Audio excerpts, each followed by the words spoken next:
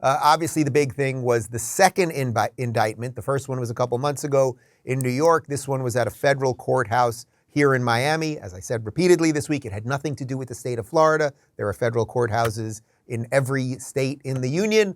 Here is Trump's attorney after the indictment. Her name's Alina Habba, talking about the Biden Department of Justice. Joe Biden himself retained possession of classified documents that have not been prosecuted. And none of them came into possession of those documents while they were president. None of them were president who, as the head and sole member of the executive branch, has the power to summarily declassify documents.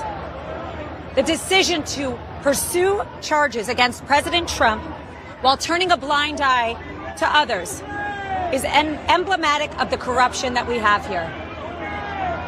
We are at a turning point in our nation's history. The targeting, prosecution of a leading political opponent is the type of thing you see in dictatorships like Cuba and Venezuela. It is commonplace there for rival candidates to be prosecuted, persecuted, and put into jail. What is being done to the President Trump should terrify all citizens of this country. These are not the ideals that our democracy is founded upon. This is not our America.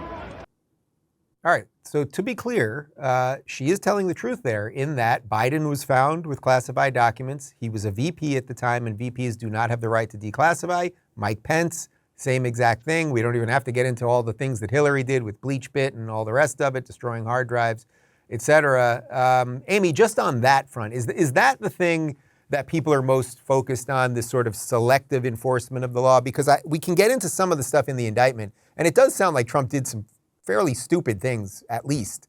But that's very secondary to the selective portion of this. Yeah, I mean, I think there's two different things here, right? I mean, I think he actually did some stuff that was probably wrong.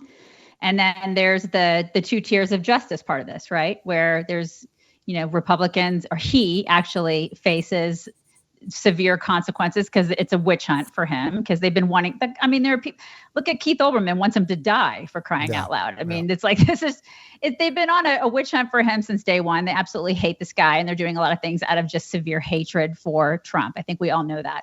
And then there's the part where he did some stuff that was wrong. So when he gets into that courtroom, they're going to be, putting him on trial for the things that he did, not, hey, what did Joe Biden face or not face? What did Hillary Clinton face or not face? I mean, it's going to be the things that Donald Trump did. So he can't really use in his defense, well, what Joe Biden didn't face it and Hillary Clinton didn't face it. So he's going to have to actually face the music for the things that he did.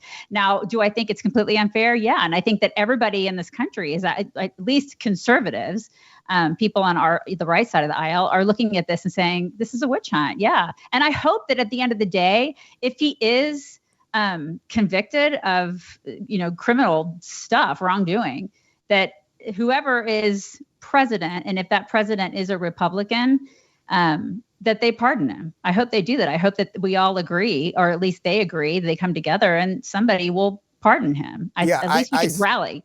Yeah, I agree. I suspect that any Republican would, because it would help with some of the healing. And if it is another Republican, most likely DeSantis, you're going to need some MAGA DeSantis healing. So I think that hopefully they would.